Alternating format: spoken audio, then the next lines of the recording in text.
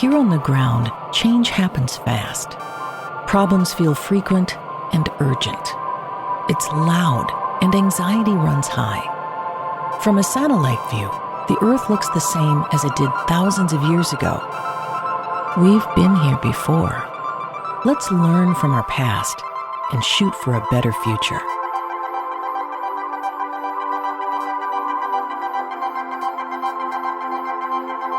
Hello and welcome to this episode of The Satellite View. I'm Todd Mikkelson, your host, speaking at you from Sunday, September 14th, 2025, in the space and time continuum.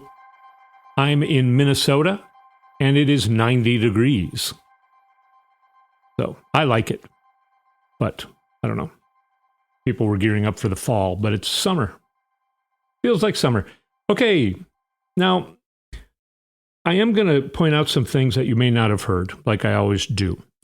But really the main reason I want to speak to you today is to let you know that what's going on in the news is different than what's going on in reality in many ways. Now, this last week was really intense news-wise. The last few weeks have been.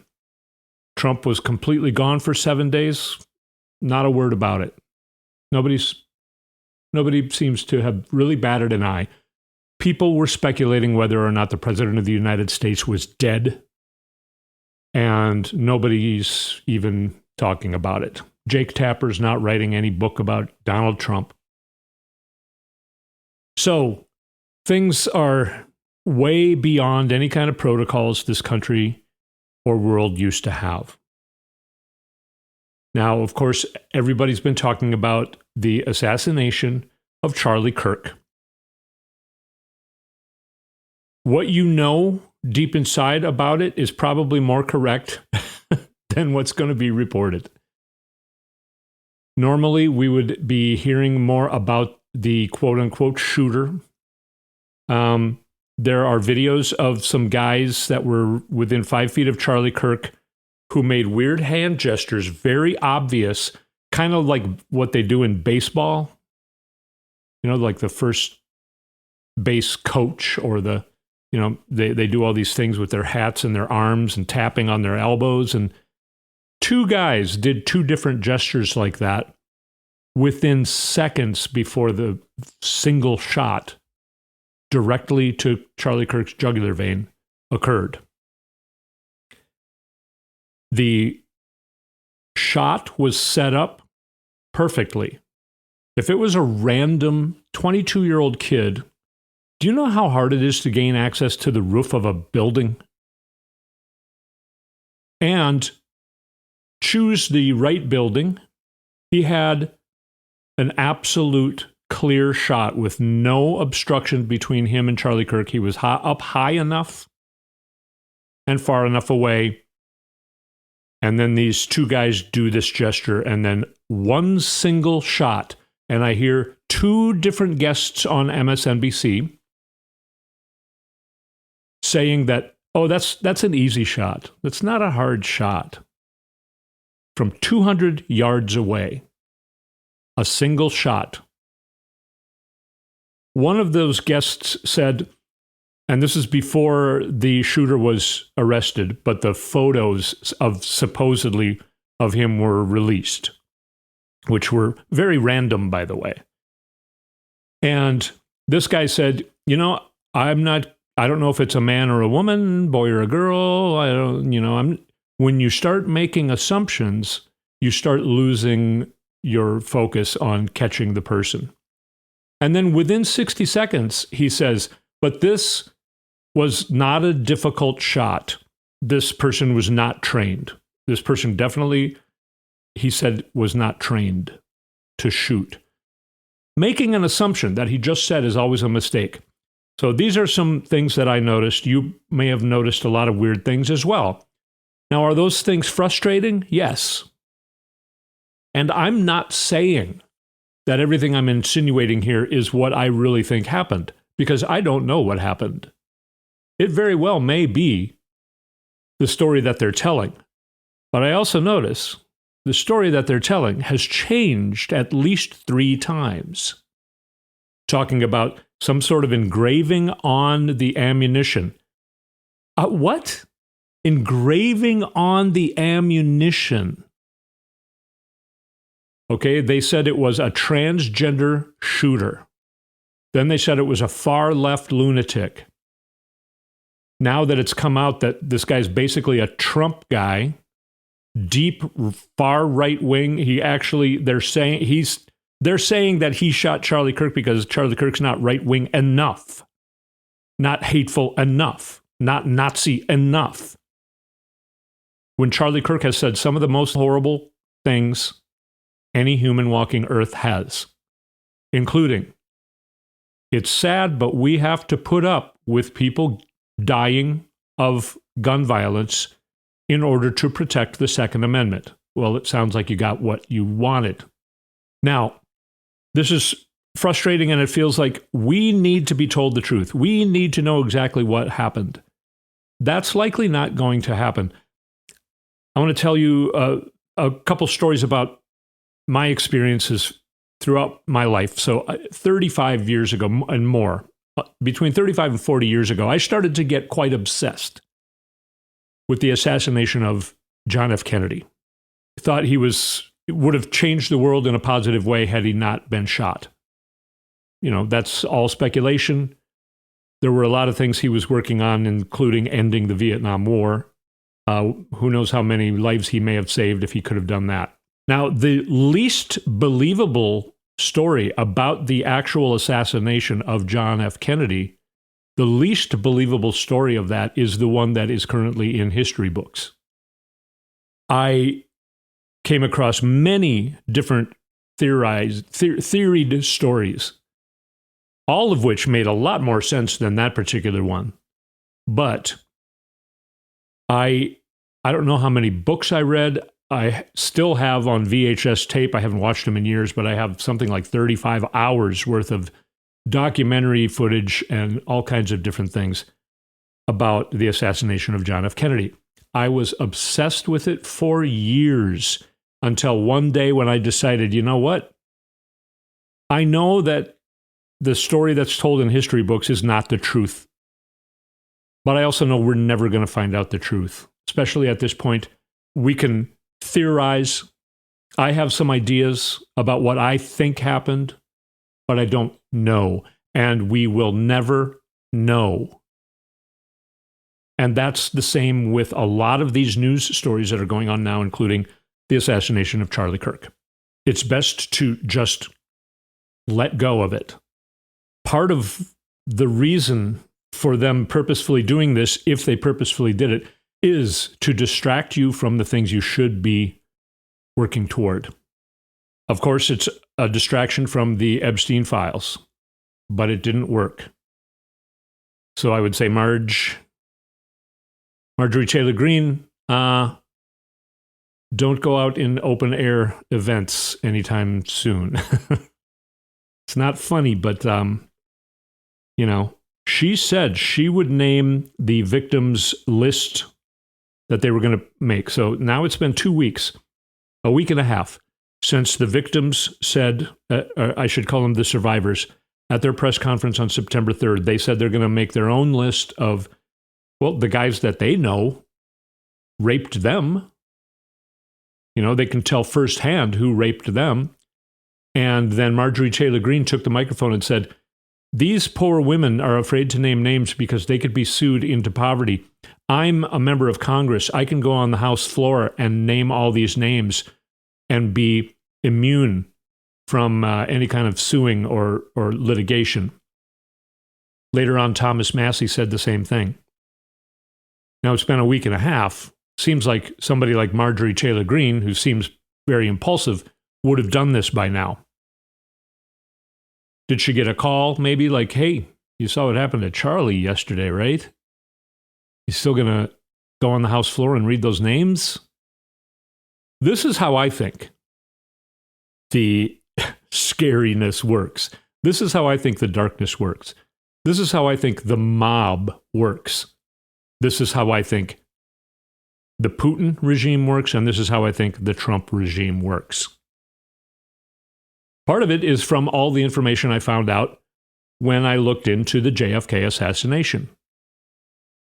A lot of things about the mob, a lot of things about the CIA, a lot of things about how they make things happen. And I should say this is for entertainment purposes only. We're just talking here. But we're never going to know exactly what's going on behind the scenes. We need to keep our eyes on the prize, so to speak.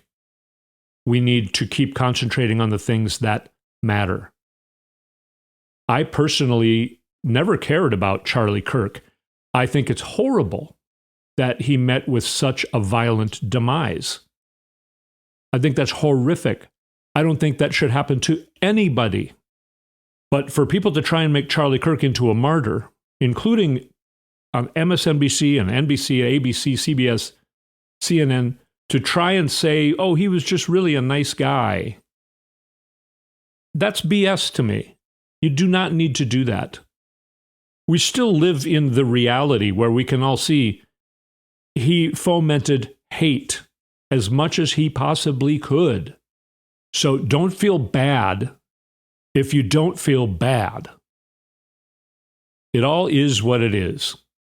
And as a matter of fact, part of what they're trying to do is make left-wing people say things about Charlie Kirk that are bad, because then they can say, see, the left-wing hates everybody. I sincerely have come to a place in my life where I am losing all of my hate. I sincerely don't feel like I hate or hated Charlie Kirk. I think it's horrible what he did, what he said. You've heard me, call people not human beings and things like that. That's kind of my way of avoiding saying that I hate something or somebody. It's very hard. It's very difficult. Because, yeah, that's the first thing that bubbles up. But that's what we need to change. I'm working on it within myself. And yes, it's difficult. I say to you now that I feel like I did not hate Charlie Kirk. But, I felt like I did. I'm just trying to maybe manifest myself losing the feeling of hate. When you stay in a feeling of hate or anger towards somebody, you're staying down in that bad energy. Forgiving somebody is freedom. There was somebody very important in my life that I had a lot of troubles getting through. And then I finally came to a place, and it was after this person was dead for 10 years, where I decided, you know what? I think I've completely forgiven that person. And I feel so much better. Justice or no justice? What is justice exactly? Is justice me being held in a dark place because I can't get over being pissed at somebody? Feeling like I hate somebody? Part of this, staged or not? I mean, it was a successful assassination. Charlie Kirk was actually killed. But still, even if it was a set-up thing, a pre-planned thing, and not just the shooter deciding he's going to shoot Charlie Kirk, then that's trying to keep people in that dark place. And we need to refuse. We need to refuse to stay there.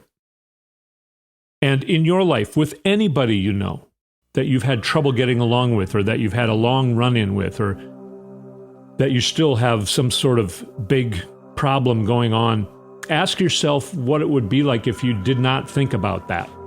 And how do you feel in your life when you are doing something where that is completely gone from your mind? This is why we say things like, do the things you love to do. Get in that higher energy place. Play your guitar, play your piano, play your trombone, or whatever. Play your records, play your CDs, play your video games, your sports games. Because when you're doing those things, you're not thinking about the things that pull you down into the darkness. We need to be doing things that make us forget. that this whole thing happened and let ourselves be ourselves, because we are still us here on planet Earth, alive, and there's no reason why you shouldn't be enjoying that as much as absolutely possible. I'm going to take a short break. You're listening to A Satellite View. We'll be right back.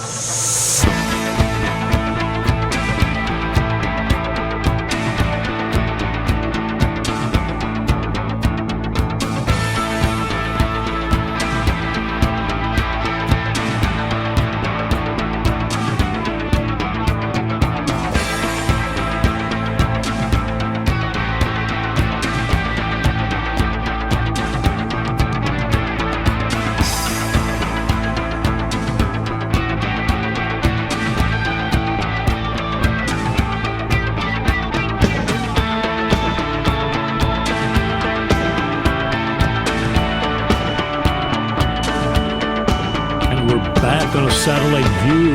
If you like the music you hear here, go to toddmikkelson.com and push the music link. You can find this and other music I've recorded throughout the years. Go to our website, satelliteviewpodcast.com, and sign up to be on our mailer. And also find us on YouTube. Search for Satellite View Podcast. You can find our channel. Subscribe. It's free. Try to get the word spread, more people to hear and maybe see the show. And thank you so much for being here. I've been getting feedback from people, and it's very nice.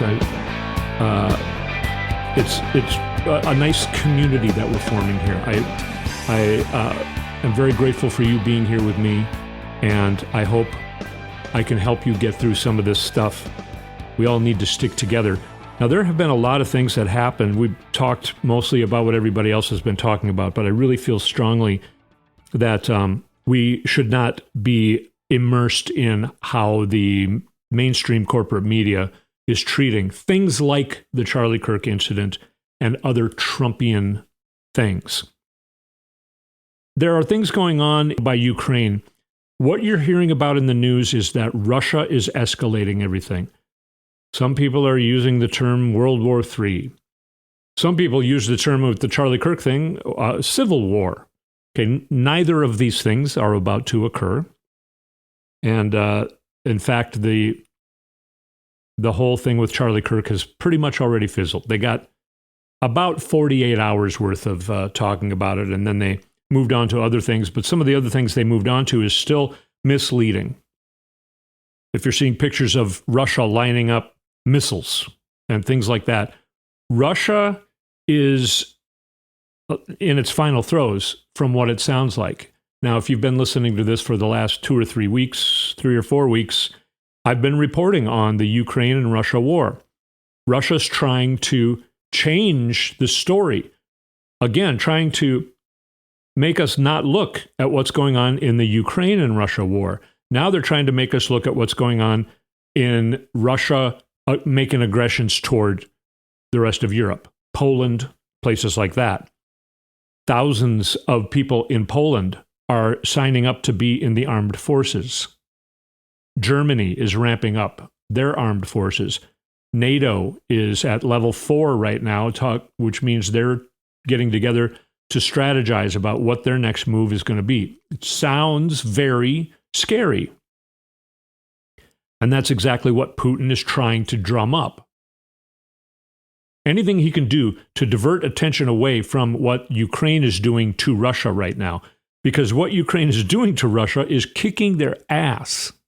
RFU News, one of their newest headlines from 2 hours ago, we outflanked their positions. The border has been crossed. Ukrainians push into Kursk. The Russians have left Kursk. That's just one of many headlines coming out daily now.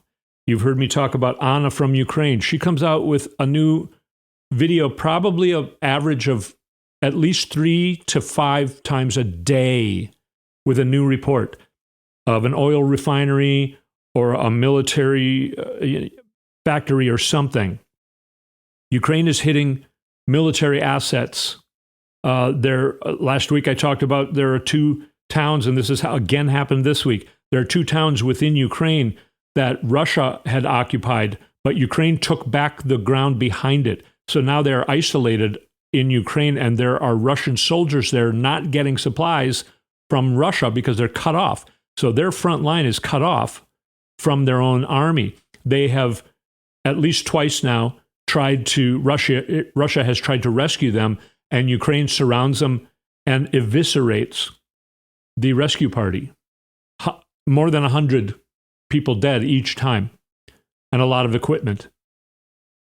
The generals, the leadership is all but decimated, if not pretty much decimated, from what I'm getting from these sources that are in Ukraine reporting on this. There's more information you can find on YouTube from what's called the military channel, I think it is. And they have really thorough reports on what's going on.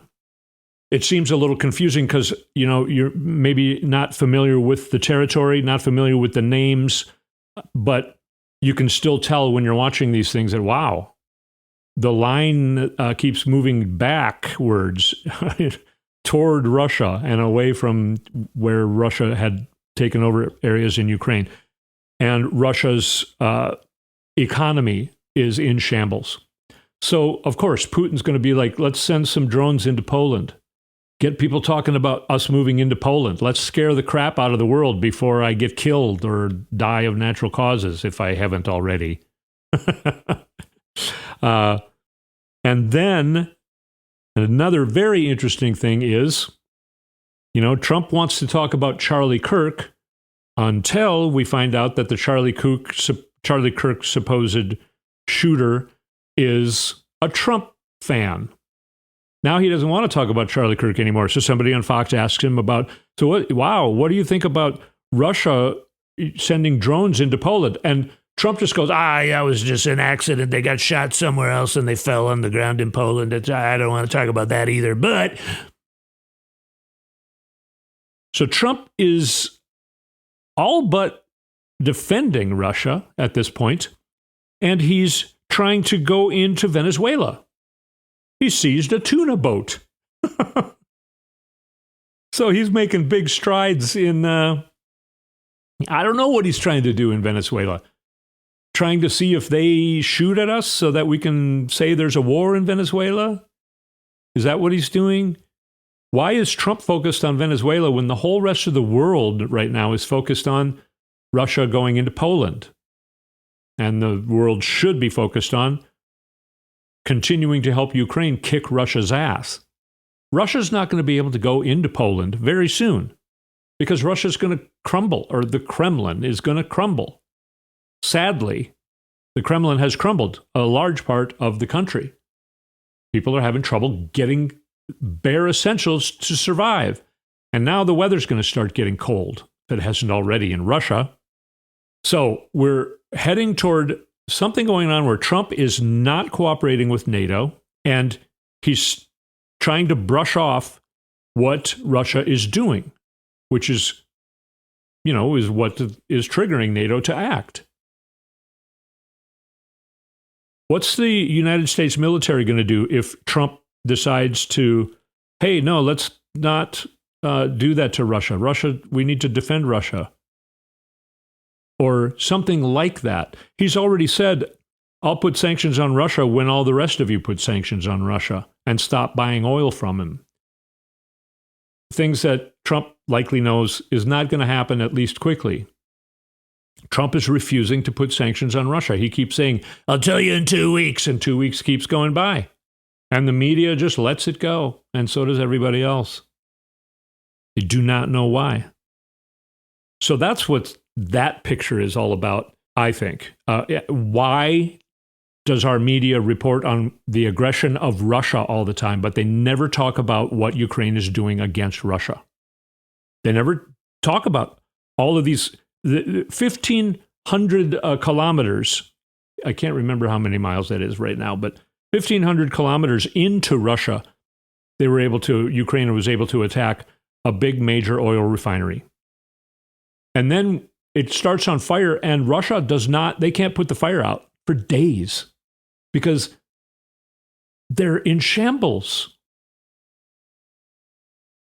And our media doesn't report on it. And all this media that I'm getting this from over in Ukraine, they're saying you won't hear this in Western media for some reason. And they're confused as to why as well. But they're reporting it. It's easy to find. So I don't know why our media is taking these angles. Places like MSNBC, they know that we can find this real information. I don't understand where their goal is. I don't understand what's going on with the mainstream media. And that's, to me, that's the most concerning thing that's about all of this stuff. Now, here's some stupid things Trump is doing. ICE is completely out of control. They shot a guy as he was driving away from them and killed him. You could tell it was just because they were pissed that he was driving away from them. They shot non-lethal rounds at some woman who needed a walker assistance cane sort of thing. They just came out of their garage it was somewhere in Illinois and just started shooting these pellets at all these people, wearing their masks and trying to look tough. But they forget that we all have cameras. We all have cameras.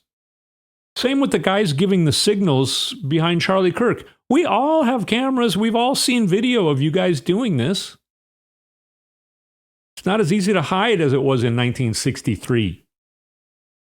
Another dumb thing Trump did was sent ICE into a Hyundai. I'm not sure how to say it. It's Hyundai, the car company. There's a big plant in Georgia. Trump says you need to make your cars over here. So South Korea has a whole bunch of South Korean workers who have work visas in the United States working in this huge plant in Georgia. So they then are buying food from the local restaurants. They're buying all of the things they need from grocery stores, all the things they need to be here. Trump sends ICE in and arrests and wants to deport hundreds of them. Oh, I thought you said you wanted South Korea to build their plants here. South Korea builds a plant here, not because of you, by the way. They built that plant years ago. But then you send your goons in to arrest the workers and send them out of the country. It's just idiotic. It's so stupid. It's just absolutely idiotic. The United Nations General Assembly, you know that big cool building in New York? The United Nations building in New York? You remember it from the Batman TV show? You know, the United Nations General Assembly is moving to Geneva because the Trump administration won't give the Palestinian delegation visas to get into the country. So the entire United Nations General Assembly said, fuck you, Trump. We're leaving your country. That building was built for the United Nations, and now it's going to be empty. Just how stupid is this? It came out. Oh, also, MSNBC fired Matthew Dowd because Matthew Dowd said something to the effect of, you know, when you speak hate, it foments hate and it brings hate to you. Said that about Charlie Kirk. MSNBC says that's insensitive and inappropriate and fires him. What? Fox News, their guy Howard Kurtz said, oh yeah, that looks like Trump's signature on that birthday card. Fox takes his show away from him. So this is the left-wing corporate media and right-wing corporate media firing people for telling the truth to the people. That's what's going on with corporate media in the United States. It's crazy. In other places, we're seeing that it can be done. Bolsonaro in Brazil, he did the exact same thing Donald Trump did. Tried to take over with a coup. He tried to do the same thing Donald Trump did on January 6, 2021. He just got sentenced to 27 years in prison. How many years should Trump get? France has voted their new prime minister out. Nepal, the people of Nepal overthrew their own government and took it over. The Japanese leader has resigned. leadership is falling. Oh, the UK ambassador to the United States is ousted because of his ties to Jeffrey Epstein. And another thing in Jeffrey Epstein, to me, is way worse than the stupid birthday card thing, which is gross enough. It just makes Trump into an idiot, petulant, child, pervert doofus. But this, I don't know if you've heard about Jeffrey Epstein holding up a big check signed by Donald Trump with this other guy, I can't remember his name, Pomprance or something, another, rich oligarch down in Florida. And they're joking about that Donald Trump bought a quote-unquote fully depreciated woman for $22.5 thousand. They have a check for $22.5 thousand. I don't know, the check's probably not real, but it's one of those big fake checks they do when you win something And you know what they mean by fully depreciated woman. It's just somebody who had their 19th birthday. Or their 18th birthday, maybe, I guess it would be. Fully depreciated means that she's too old because she just turned 18. Trump bought her. And whether or not it's true is beside the point. Just the fact that they joke in such a way. This is the guy who is supposedly the president of the United States right now. Some good news. Bloomberg has 18,000 emails already talking about, revealing a lot of things, including that Epstein told Ghislaine Maxwell to take Trump's name out of some of their information. Another good thing is the Democrats they're finally bringing in Alex Acosta, who is the lawyer who gave Jeffrey Epstein the what they call the sweetheart deal back in 2008. And then he was made to be on Trump's cabinet. And then he eventually resigned because of his ties to Jeffrey Epstein. So people are starting to fall because of the Jeffrey Epstein thing. Alex Acosta is coming into Congress. He's going to be under oath. Okay, that could be very explosive. Of course, we're going to be hearing more from the survivors of Jeffrey Epstein. The assassination of Charlie Kirk did not take any attention away from the Epstein mess. Trump, every other time you see him, looks like he has already died. On 9/11, he was at a thing. You probably saw a photo and video of him. His right side of his mouth was drooping severely, like I have only seen in people who've had a major stroke. And then he's in a video the next day talking about Charlie Kirk. And there's something weird going on with his hands that definitely looks like AI. Was his face AI too? People are seriously asking these questions. I'm not saying that I think that was AI. But why, when he's out in public, does he sometimes look like he died more than a week earlier? And then he shows up in the Oval Office and he seems to look okay. Not that he's saying anything that makes any sense. And he still sounds like he's having trouble talking. And nobody's written a book about his, cognition or his physical well-being. Everybody is wondering when he's going to die because everyone's expecting him to die like any minute. The president of the United States. And they're hiding it from us. And nobody cares. Mainstream media doesn't seem to care. All right.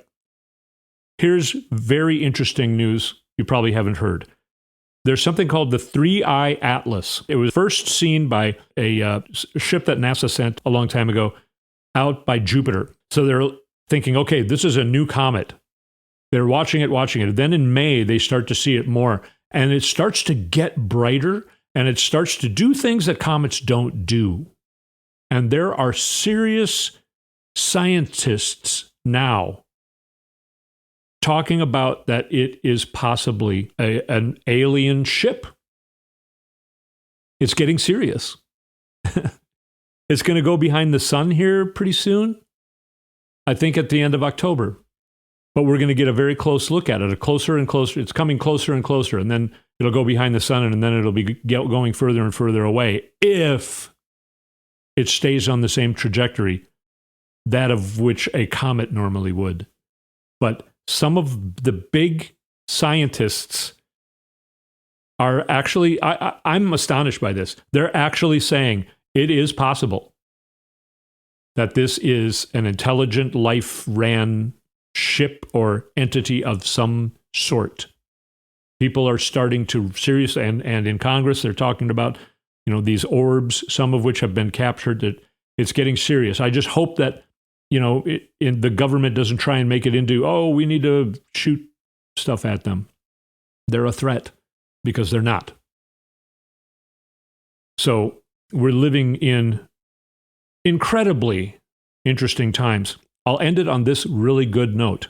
New Mexico, starting November 1st, will be providing universal child health care in their state. And now, like half a dozen other states are talking about, hey, we should do that too. It is happening. Things are turning, and it feels like things are turning for the worse, and things are getting worse because the people who have been in power, they know that they're not going to be in power for very much longer, and they are scared. So they're doing the craziest stuff right now, and it's making everything seem chaotic. Yet New Mexico just passed a measure that they will be starting to provide universal child health care. Things will be turning for the better. I feel 100% sure. That's how I feel. How do you feel? We need to constantly monitor ourselves.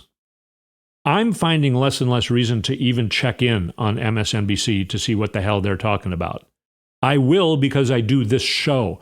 But if I wasn't doing this show, I would never listen to them again. Even the people that I like that are on there. The guests that they bring on is just BS. You got to go into yourself. What do you think happened? How do you feel? Do you feel that Trump won the election in 2024? Do you think after the campaign he ran and the campaign Kamala ran, do you think it was possible for Donald Trump to win that election, especially by as much as he did? Did you think it was that there was millions less voters when the whole election day, all of the news, yes, the corporate media was talking about how long the lines are, and this is unprecedented. We've never seen turnout like this. And then when the dust settles, they say, millions less voters turned out. What do you think happened? So trust yourself. Don't even trust me. Trust yourself. Go inside yourself. Take a deep breath and pay close attention to it. Let the breath out slowly. And then take another deep breath in. Go for a walk under the trees. Go sit by the water. And go inside yourself and see how you feel. How is the world going for you in your immediate life? And enjoy everything you can. Do the things you want to do. Don't let the darkness, these people who work for the darkness, don't let them take any of that away from you. That's what we need to do. We need to stay strong and show them, you're not affecting us. You're not affecting me. You can't. You don't have the power. Because they don't. They don't have the power to control you. So, stay frosty. I should let you go. I've gone over time again. But I just want to thank you so much. I'm so grateful for you being here with me. And I hope I'm helping you in some way by giving you some of this information. We need to stick together and help each other out all we can, keep each other sane. I'll do it for you if you do it for me by just showing up and listening and watching this show. Again, thank you so much for being here. We'll speak at you next week.